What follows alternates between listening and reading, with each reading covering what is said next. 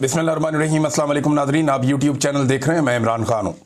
अब जनाब इसके ऊपर पहले से ही अमलदरामा शुरू हो गया और इसमें एक बड़ा इंटरेस्टिंग ट्वीट है जबरान इलियास साहब का, और उन्होंने बड़ा ज़बरदस्त इसको पोर्ट्रे किया। पाकिस्तान तहरीक इंसाफ का सोशल मीडिया चलाते हैं वो ये कहते हैं कि इमरान खान ने पूरे सिस्टम और आसिम मुनीर को इतनी बुरी तरह हराया कि हर वक्त वो खेल के रूल्स चेंज करने में लगे होते हैं।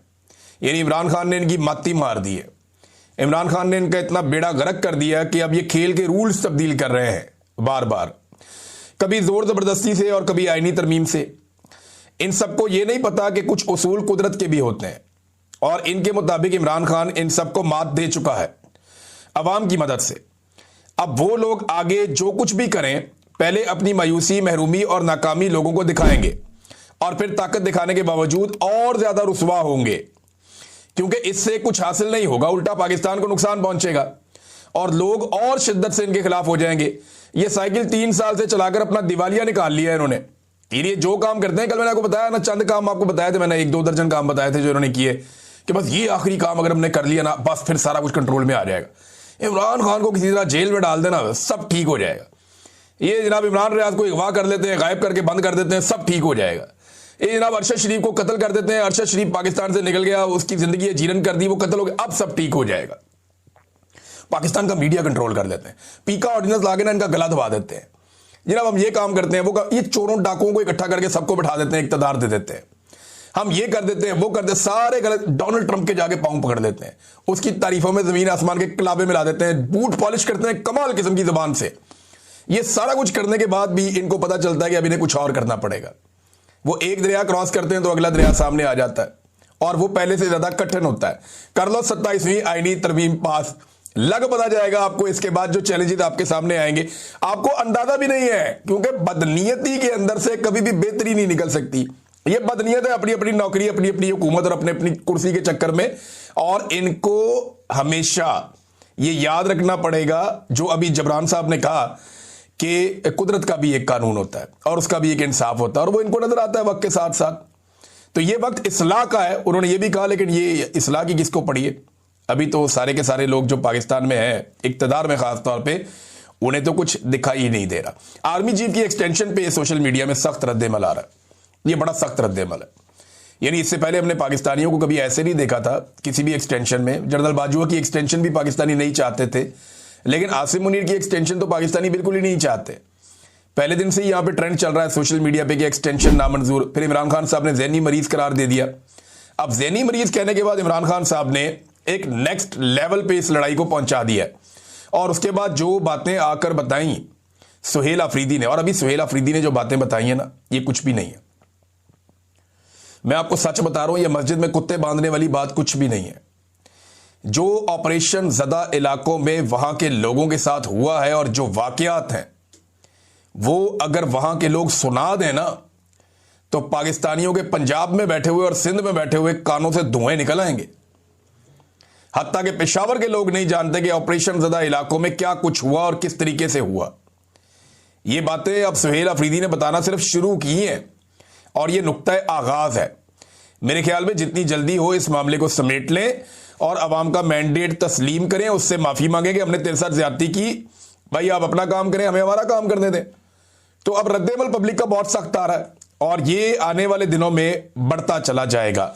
शहजाद अकबर साहब ने एक खबर दी है, और शहजाद अकबर साहब की जो खबर है वो ये कहती है कि नई तरमीम के तहत फील्ड मार्शल तमाम अफवाज, बरी, नेवी, एयरफोर्स के सरबराह होंगे।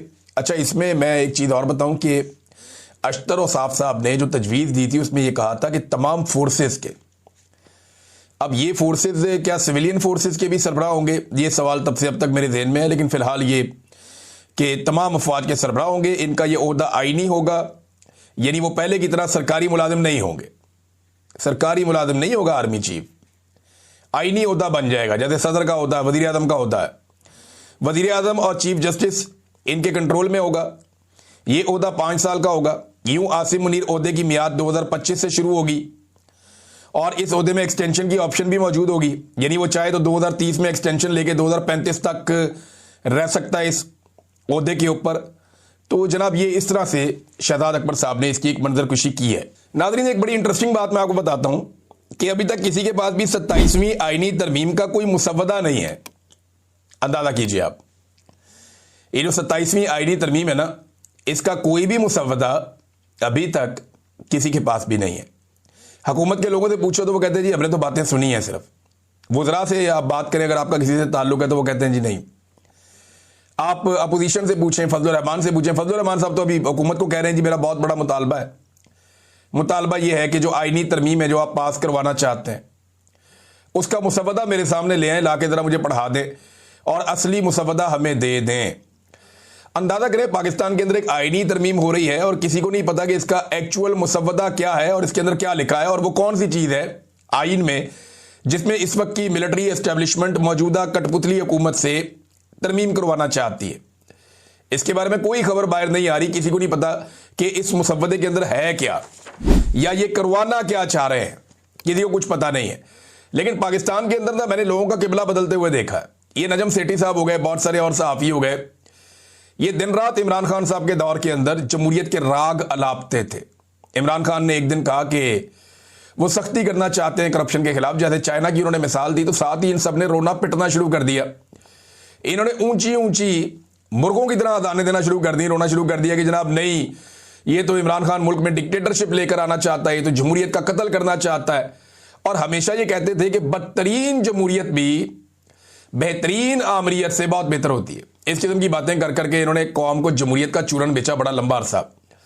और अब आप इनकी असल औकात चेक करें कि जिस वक्त इनको डंडा पड़ता है ना, या जिस वक्त इनके अपने मफादात के सामने कोई रुकावट आती है तो ये अपने मफादात के लिए अपने नजरियात को कुर्बान कर देते हैं।